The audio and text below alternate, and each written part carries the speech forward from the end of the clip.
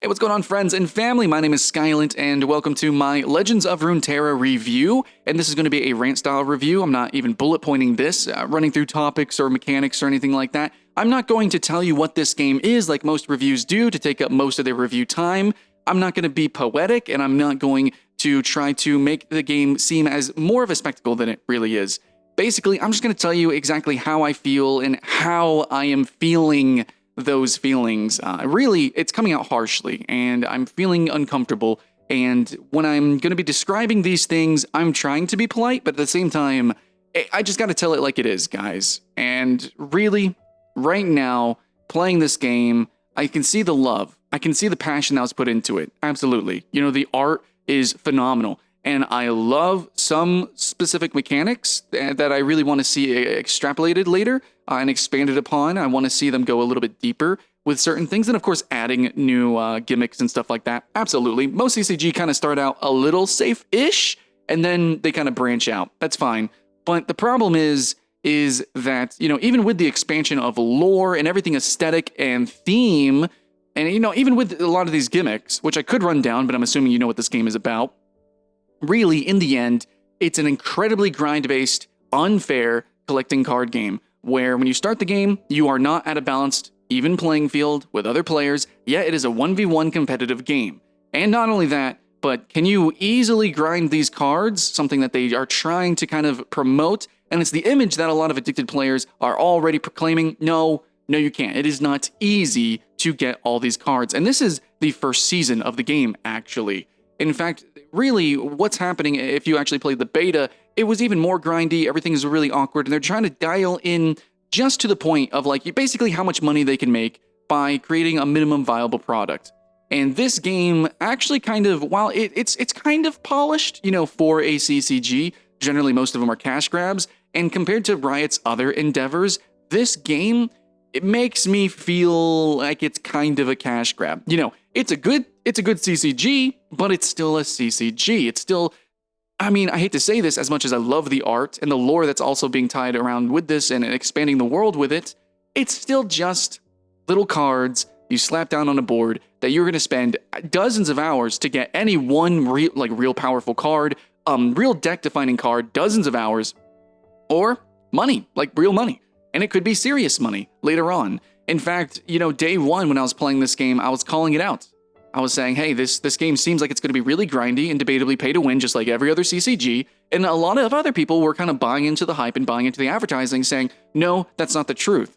And yet I went on Reddit, I went on the forums, and I can just clearly see from my own math that, no, it's an incredibly grindy game. And while it might be a little less grindy than some other games, especially now that they are in their dozenth season, I don't know.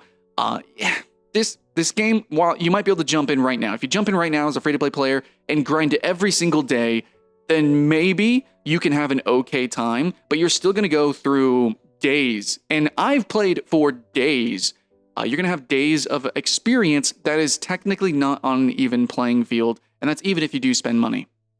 So that's really where this review comes down to. Is I could talk about a lot of the mechanics, which are very Hearthstone. It's really like an in-between of Magic the Gathering and Hearthstone, and really the way the game plays out feels very competitive, feels very fair, and there's so many opportunities for counterplay and making big combos, pretty much from almost like, you know, like the turn 3 or maybe even turn 2, depending on some decks, and then onward. It just is so.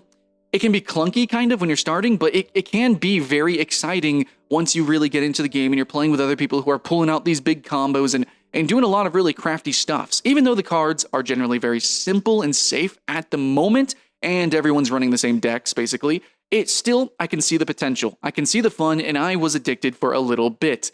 Even in the back of my mind, always knowing, well, this is a grind game, and it's gacha, basically. It's kind of reverse gacha, so.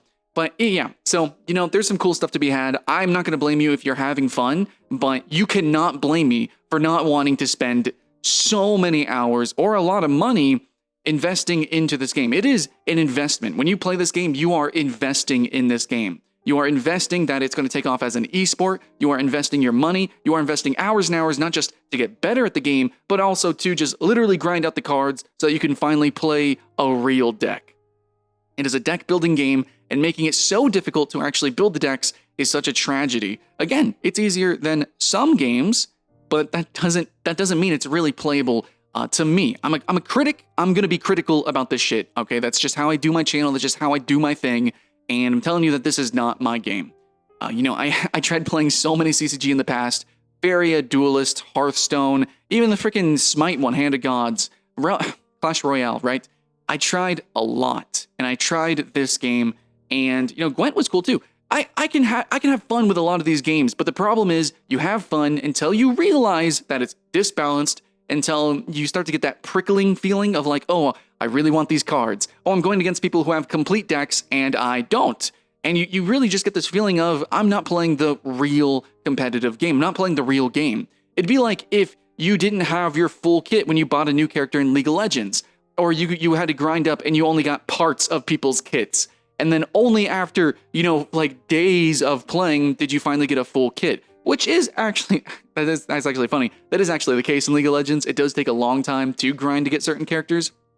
But once you get that character, just like a fighting game, once you do earn that character or purchase that character, it is generally viable and to just main that character. Not always the case though, and I still hate when you have to purchase individual characters, microtransaction parts of your game.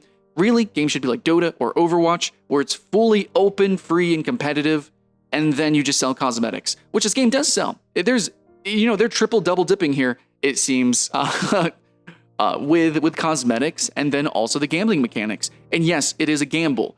It is basically I think a mentality that Warframe adopted as well. And let me kind of explain how this works, because a lot of people just know the obvious gotcha or the obvious loot boxes kind of thing. But basically what this game is doing is that it turned itself into a loot box, which is very easy. People who play these kind of games are incredibly susceptible to this sort of manipulation. And I'm sorry, yes, I am calling you ignorant if you are genuinely enjoying this monetization scheme, and I don't think you're really seeing the ramifications of what this will have to the greater gaming space, being okay with games like this and Warframe. And also, I think just, what's going to happen to you as a player and how much time that you need to put into this that isn't directly going into investing into the skill portion, the memorization and the actual learning of the game. You're just kind of trying to earn your right to play the game. But basically, you actually have a system called Wildcards. So you can buy a wild card, and you can just turn it into whatever cards you want. Though, scummy enough, they made wild cards with different rarities, and the progression of the game is still through loot boxes. So it's still literally the game is a loot box, but you can pay to bypass the loot box. So instead of a game being straightforward and then having expedited progression through loot boxes, it's just the reverse. But it's actually the same thing. And it might be a little bit different if wildcards had no rarities, but they are so self-aware of how to manipulate you that they've put these different rarities, and they know which cards are deck defining, and they make those rarer and harder to get.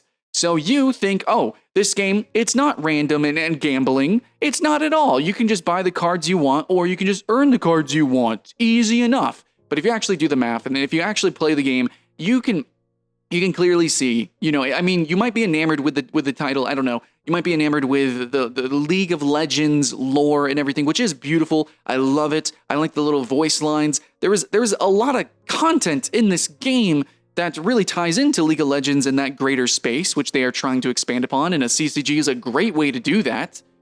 But this game is still, in my opinion, a cash grab. I can like a lot of the cool mechanics, such as the triple turn system in any round. So basically, anytime there's an action, it actually allows the opponent to react to it. So this is actually something that you kind of see in the Yu-Gi-Oh! Anime, which you don't quite get actually in the Yu-Gi-Oh! Card game. In a lot of card games, the rounds, the turns, and the phases aren't so well done, I think. But in this game, it is very defined and very easy to follow, and a lot of the cards can do some really cool stuff. I think it's very competitive in that sense. And I think this game will be a sport, and I do think that Riot will promote it as an esport. It will probably do fine, and I think a lot of people will have fun, but I will not be one of those people. And a lot of other people are going to completely avoid this game because they don't want to touch it. But that's kind of the issue. is the people who love gambling, the people who love this style of game are going to play this kind of game no matter what. You are a CCG player. You don't just play Legends of Runeterra. You love card games, you love the stats, you love the deck building, and you love the addiction of progression.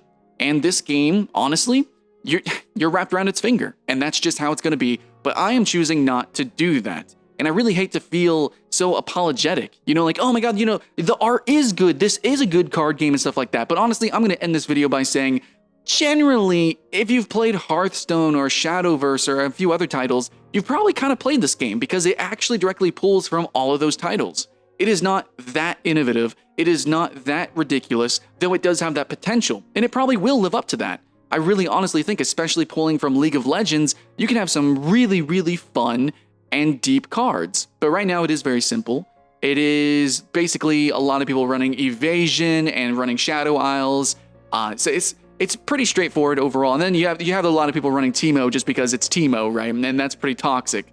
But I found myself winning a lot. It wasn't just because I'm bad. I found myself being intrigued by a lot of really good deck builds and some different gimmicky builds from Phantasms, the Spider, Dawn Speaker build, stuff like that. I enjoyed all of what the game had to offer, and I played for days. If you guys don't know, I actually work overnight as a front desk person at a hotel, and I literally just sit there and play games.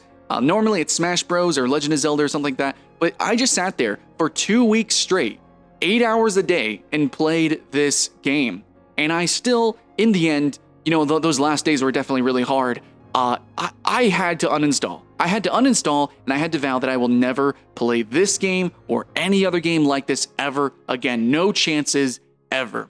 I don't care what propaganda is being spewed in the trailers, and I don't care what this comment section is going to say. I don't care what the dislike ratio is going to be saying I'm dumb and wrong, because fuck you, I'm sorry.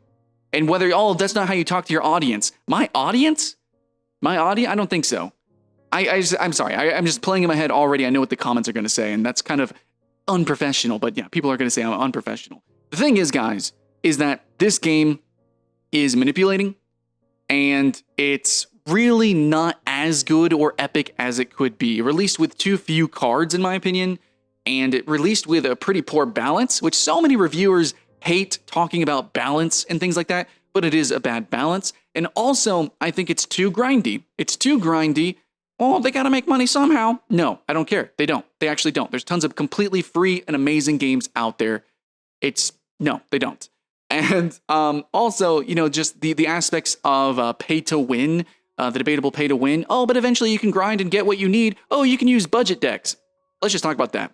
The fact that day one, there were budget decks and then the expensive decks, the fact that actual competitive players coming from other games knew that there would be this divide of easy to earn decks as well as the better, more expensive decks.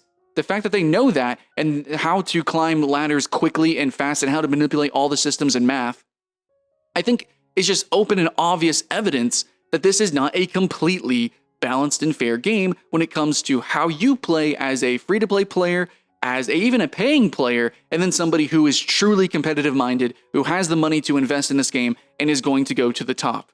And, you could debate what your opinion of pay to win is versus someone else's, but I'm just going to say this is my review, my opinion, and I'm saying that it ruins the game for me. Even though I did have fun, even though I can look at the bullet point list of mechanics and then spew about how I loved playing a Hecarim deck with all these phantasms and the sharks coming out every time I use a phantasm or whatever, it was cool. And then the way Zed plays, there's a lot of fun cards, a lot of fun gimmicks. Teemo, okay, the Teemo decks are pretty silly, but in the end, I just cannot promote this game. I cannot even promote those fun little gimmicks or even the little core mechanics that they changed to make the game more competitive than I think other card games and more fun. I just don't care because in the end, the full gameplay loop is what matters. It is a game as a service, and it just feels like I'm servicing the game more than it's servicing me. And that's pretty much it. I think the game has a ton of potential. I think it's going to have fun little campaigns and the little, drafting mode and basically everything that Hearthstone has done. And it's probably, debatably, it might even do better. But I just don't care because of the microtransactions. And I think more people need to be steadfast in that. If they feel a game is pay to win and the way they're playing the game and it inhibits how they want to play the game, well, it's a deck building game. Is it hard to build decks in this game? Yeah, it's not something that you just do. You don't just build decks in this game. It's expensive. And you have to go through such an encumbering experience just to even begin to kind of start to play the game. And then, you're still finding other people who have all mixed match decks and things like that. And it just feels very amateur to me. It's amateur hour. I'll go play League of Legends. I'll go play Smash. I will go play, Overwatch. I'll go play so many other competitive games. But I have yet to found a CCG that has really stirred my soul in a long time. And I don't think I will find one. Because it's just a perverted experience. So yeah, Riot, I'll play your auto chess game.